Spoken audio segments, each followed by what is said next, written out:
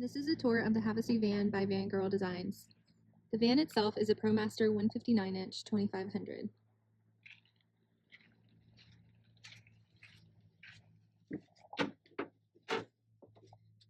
Up front we have a passenger swivel seat that allows seating for an extra person when you're hanging out or just drinking coffee in the morning up front. Here's an overall view of the cab. So the bench is seating for about 2 or 3 people. The bench comes with a table for chilling and eating, working from your van. Underneath the bench is extra storage. So on the left you have a storage compartment. Underneath this shelf is the heater for the cab. It's a gas heater, so it pulls off the ProMaster's gas tank. It's about a gallon of gas per 24-hour operation of the heater. And then the heater, the hot air discharges at this outlet. And then to the right is a cartridge toilet, which is accessed through the door in the front. You just pull the toilet out when you need to use it.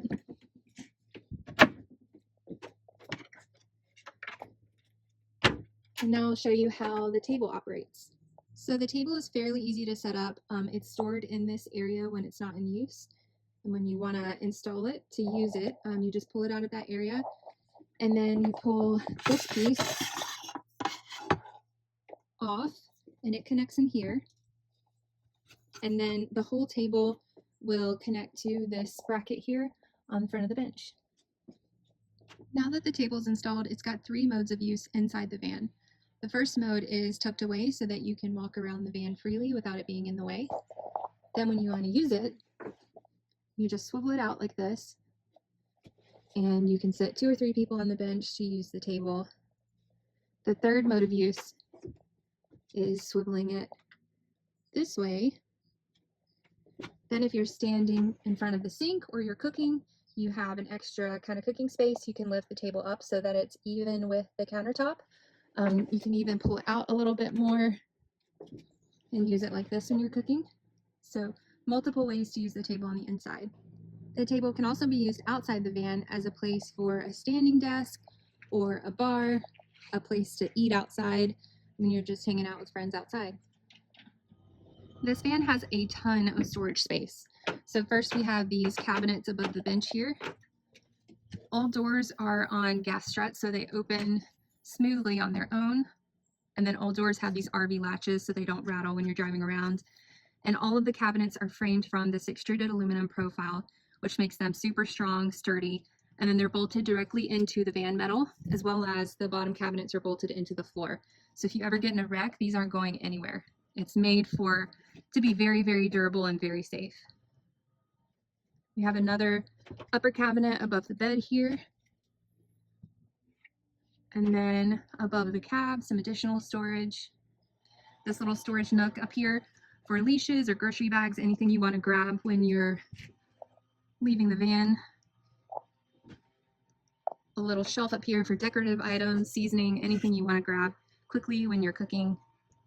And then down below, we have this huge 2-foot by 2-foot cabinet.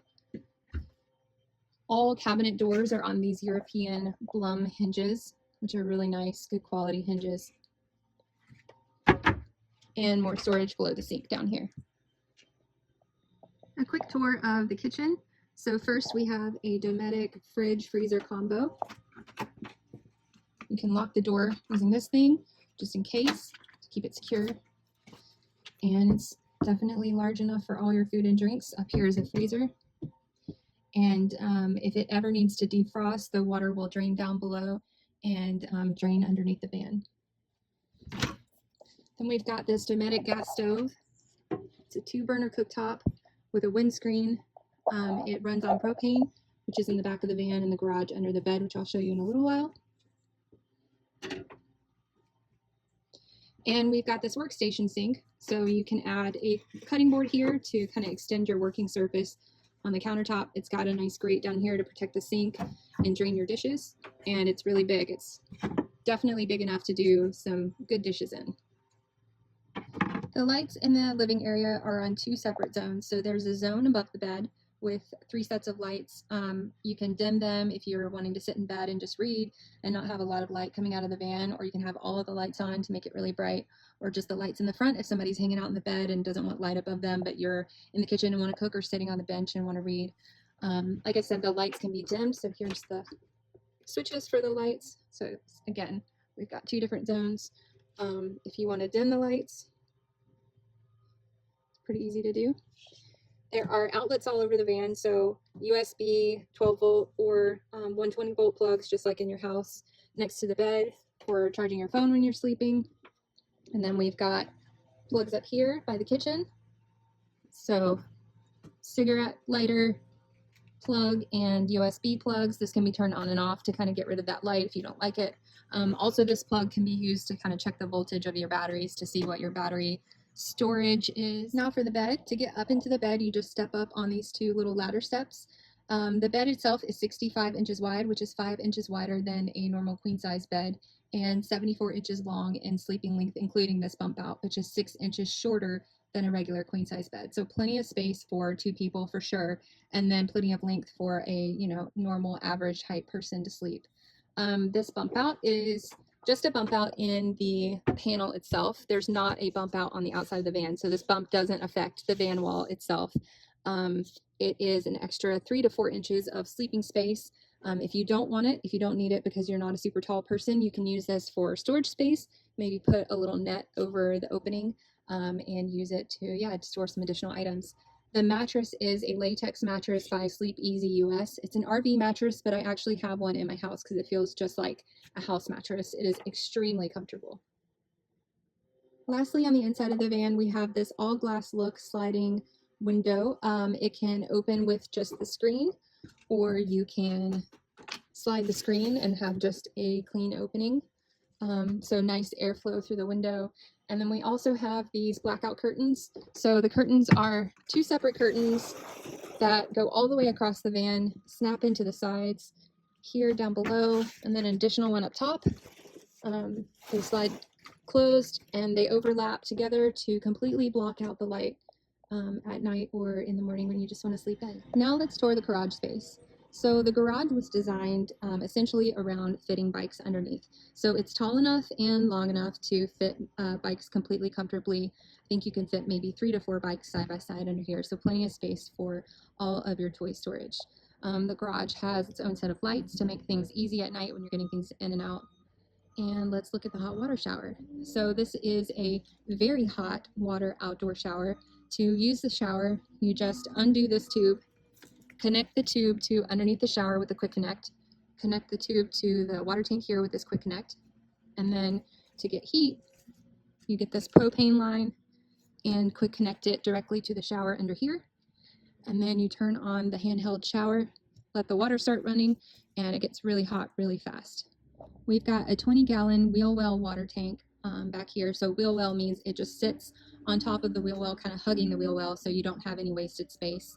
To fill the tank, you just connect a garden hose here and fill it up. Another option is to undo this up here, stick a hose in there, and just fill it up that way. You can see the level here pretty easily. Don't need a gauge, you can just look at the tank. And then to empty the tank, if you ever want to empty it, you just undo this, connect a hose to this, and then open this ball valve, and the whole tank will drain to the ground. The tank feeds a pump with silencer kit to eliminate some of the vibration from the pump. The pump goes to an accumulator, which prevents starting and stopping of the pump when you just have a low flow up at the sink. The pump feeds the sink up front, comes back, feeds the shower.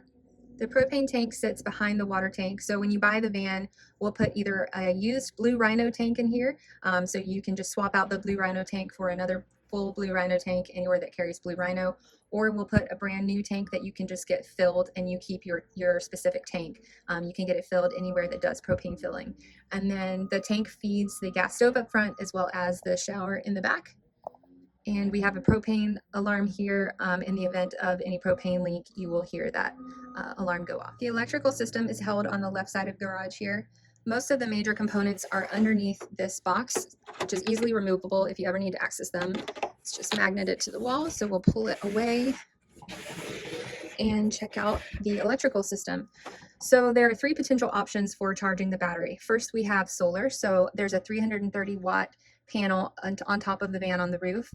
It comes in through here, goes through this breaker, and then this smart charge controller controls the charge of the batteries from the solar PV. You can also connect to this charge controller with your phone through an app that shows you the state of charge of your batteries, as well as how much solar you're getting over the day and historically for like a week.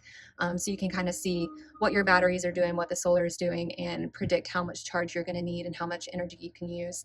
Then another option to charge the batteries is through the alternator in the van engine.